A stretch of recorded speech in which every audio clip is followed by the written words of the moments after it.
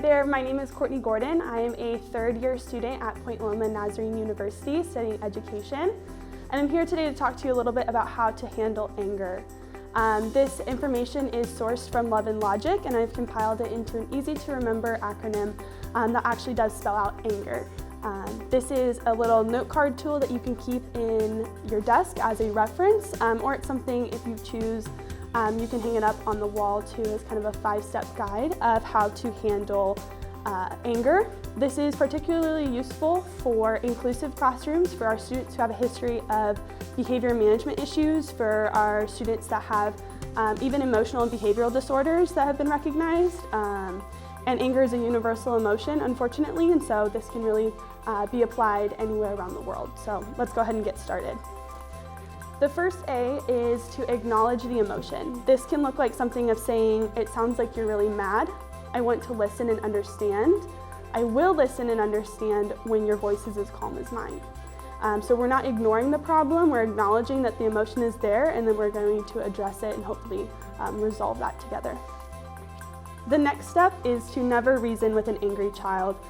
Simply because when a student is angry, or when any person is angry, the majority of their brain functioning is in the limbic system. This is the fight or flight mode, and you need to get that to the prefrontal cortex, where there's more self-control and reasoning that can take place, and so it's going to save time and frustration just to wait until you can get the brain functioning into the prefrontal cortex.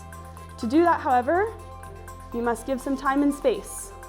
Something just as simple as come back when your voice is calm lets the student know that they have time and space to go compose themselves and come back when they are ready. However, in some situations, if a student is not willing to remove themselves as the adult, you need to find a way to step away or remove yourself from that situation and kind of just get a little bit of healthy distance until that anger can cool down just a bit. The next step is our biggest one, it's empathy. And in this step, you are just trying to prove that you understand. You are listening intently, but not listening to reason. What this can look like is saying, it sounds like you get mad when I tell you to find a partner to work with. Thank you for sharing that with me. I'll give it some thought, and if you think of a better way for me to remind you, please let me know. So in this way, you're addressing what the student has shared with you, you're acknowledging that you've heard it, you're talking in a cool tone, and you're offering solutions and also giving them some voice in the situation as well. That you're not completely authoritarian over them, you're giving them some voice and showing them that you're listening to understand them.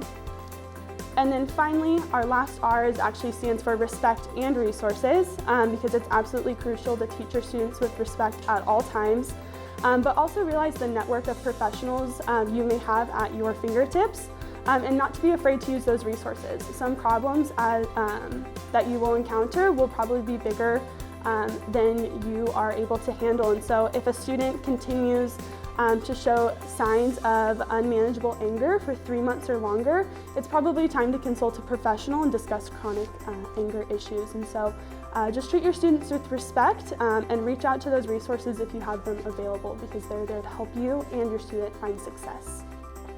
I hope this has been an informative presentation and that you can learn how to manage anger in your classroom as well. Thank you.